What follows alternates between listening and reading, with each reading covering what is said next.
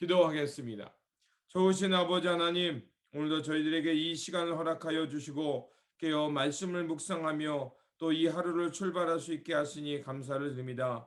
하나님, 저희들에게 이 귀한 삶의 자리 또 이 말씀의 자리에 주셨사오니 오늘도 우리가 마땅히 깨달을 말씀을 알게 하여 주시고 그 말씀 붙들고 오늘도 우리에게 주신 그 삶의 자리에서 하나님의 선한 역사 또 하나님께서 인도하시는 그 바름의 길을 걷는 우리 모두가 되게 하여 주시옵소서. 우리 구주 예수 그리스도의 이름으로 기도드립니다. 아멘. 오늘 우리에게 주신 말씀은 시편 107편에서 108편입니다. 본문 읽기는 107편 4절에서 14절입니다. 그들이 광야 사막길에서 방황하며 거주할 성읍을 찾지 못하고 줄이고 목이 말라 그들의 영혼이 그들 안에서 피곤하였도다. 이에 그들이 근심 중에 여호와께 부르짖매 그들의 고통에서 건지시고 또 바른 길로 인도하사 거주할 성읍에 이르게 하셨도다.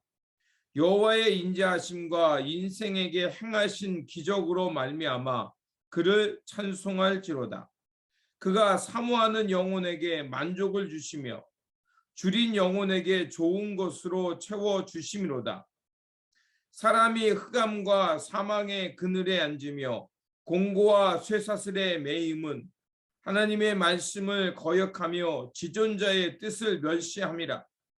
그러므로 그가 고통을 주어 그들의 마음을 겸손하게 하셨으니 그들이 엎드려져도 돕는 자가 없었도다. 이에 그들이 그 환난 중에 여호와께 부르짖으매 그들의 고통에서 구원하시되 흑암과 사망의 그늘에서 인도하여 내시고 그들의 얽어맨 줄을 끊으셨도다. 아멘. 오늘 본문 우리가 읽었던 시편 107편은 고난 속에서 하나님께서 인생을 돌보시고 또 구원하여 주시는 그 하나님의 인자하심을 찬양하는 말씀입니다. 본 시편은 그 포로기에서 하나님께서 구원하신 그 은혜를 기억하며 찬양하는 말씀입니다. 이스라엘 백성들은 이제 바벨론의 포로로 끌려갔을 때 그들은 자력으로 또 하나님의 은혜가 아니고서는 결코 돌아올 수 없었습니다. 또한 그들은 언약을 파괴했고 하나님의 언약을 떠나 살았기 때문에 그들은 하나님의 징계를 받음으로 노예 생활로 갈 수밖에 없었습니다. 그렇게 자격 없음에도 불구하고 하나님께서는 그들에게 긍휼과 자비를 베푸심을 통해서 그들을 다시 성읍으로 예루살렘으로 돌아오게 하셨던 것입니다. 바로 이 시편의 지혜자는 그것을 찬양하고 있는 것입니다. 그래서 지혜자는 먼저 하나님의 하나님이 찬양에 되시는 이유를 먼저 우리에게 말해주고 있습니다. 하나님은 선하시기에 또 인자하시기 때문에 그렇기 때문에 하나님은 찬양 받으시기에 마땅하다는 것입니다. 그러면 하나님을 선하다고 인자하다고 말하는 이유는 무엇입니까? 바로 그것은 하나님께서 사람과 맺은 언약에 대해서 비록 사람이 그 언약을 파괴했음에도 불구하고 하나님은 그 언약의 신실하심을 통해서 그 언약을 지키시고 사랑을 베풀어 주셨기 때문에 그런 것입니다. 그래서 이 지혜자는 그런 하나님을 기억하며 찬양하라고 말하고 있습니다. 그리고 그 다음으로는 하나님께서 찬양받아야 될 이유를 구체적으로 4절에서 32절에 길게 거쳐서 말합니다. 그 하나님께서 찬양받으실 이유는 바로 사막에서 방황할 때 이스라엘 백성들에게 그 살아갈 수 있는 성읍을 주셨다는 것입니다. 그리고 목말라 그리고 피곤할 때 그들을 기억하셔서 그 타는 목마름에서 그들을 구원해 주시고 살아갈 성읍을 그들에게 주셨기 때문에 이제 지혜자는 그런 하나님을 찬양하라고 말합니다. 그리고 두 번째로 말하는 것은 바로 그들의 영혼에게 그 영혼이 쇠사슬과 또 흑암과 사망에 매여 있을 때 하나님께서 그들이 비록 하나님께 거역했음에도 불구하고 그들의 영혼을 기억해서 그들을 돌보셨다. 그 어둠과 사망과 그 공고한 사슬에서 풀어내셔서 그들을 다시 한번 돌보셨다라는 것을 기억하며 이렇게 찬양하고 있는 것입니다. 그렇습니다.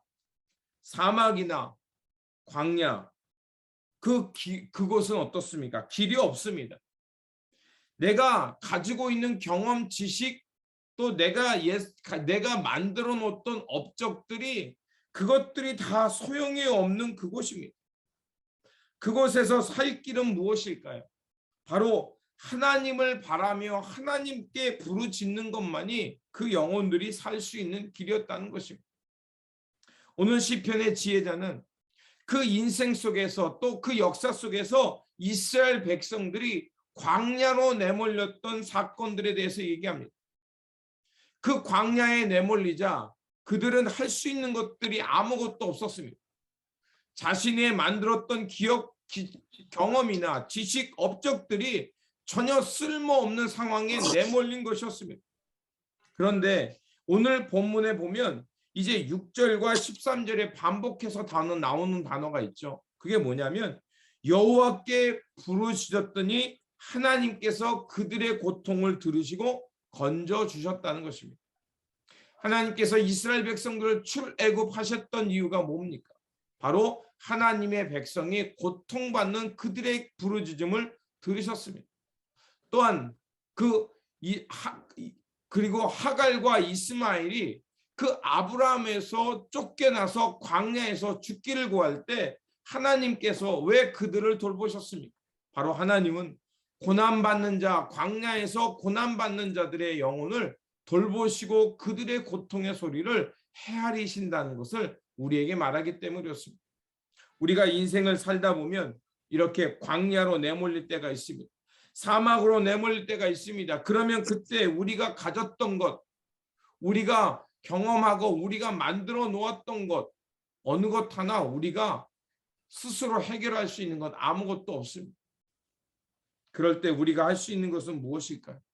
그 메마름과 죽음의 공포에서 벗어나는 길은 무엇일까요? 바로 하나님을 향해 부르짖는 겁니다. 우리 인생에서 사막과 끝이라고 하는 것을 경험할 때 우리는 하늘을 바라보며 하나님께 부르짖어야 한다는 것입니다. 그러면 오늘 시편의 지혜자가 말하는 것처럼 우리의 이 통곡의 기도를 들으시고 하나님께서 우리에게 긍휼을 베푸셔서 우리를 생명으로 하나님의 보살핌으로 하나님의 구원의 성읍으로 인도해 주신다는 것입니다. 그렇습니다. 오늘도 우리가 살아가는 삶 속에 우리가 광야로 사막으로 내몰릴 때가 있을 것입니다. 그때 기억할 것은 우리가 그 하늘을 향하여 하나님을 바라보며 부르짖으며 기도하는 것입니다. 그리고 우리가 다시 한번 왜 이 광야로 내몰렸는지, 또 우리가 왜 또 이 포로의 생활로 내몰렸는지 그거를 점검하면서 혹시 우리가 하나님 앞에서 불순종한 것은 없는지, 또 언약을 파기하며 욕망을 쫓아 사는 것은 아닌지 점검하면서 다시 한번 하나님의 뜻과 하나님의 품으로 돌아가서 하나님께서 구원하시고 살리시는 그 은총 속에서 새로운 삶, 하나님을 찬양하며 하나님의 구원의 은총을 경험하며 새로운 생명의 삶을 살아내시기를 다시 한번 주님의 이름으로 축원드립니다. 기도하겠습니다. 구원의 하나님, 하나님은 선하시며 하나님의 자비하심과 인자하심은 영원하십니다. 하나님의 이 영원하심에 다시 한번 감사를 드리며 이스라엘 백성만이 광야에서 방황한 것이 아니며 우리의 인생도 길을 잃고 방황할 때가 있음을 고백합니다. 주님, 우리가 다시는 그 역사 속에서 있었던 이스라엘의 어리석음처럼 하나님 앞에 불순종하면서 어리석음의 길, 방황의 길을 걷지 않게 하여 주시옵소서. 그리고 우리가 혹 길을 잃더라도 하나님께 부르짖고 또 우리의 기도를 들어주시는 하나님을 바라보면서 주님의 품으로 돌아가게 하여 주시옵소서.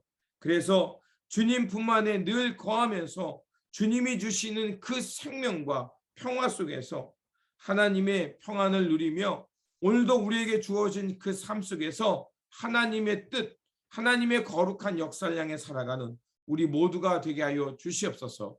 우리 구주 예수 그리스도 이름으로 기도드립니다. 아멘.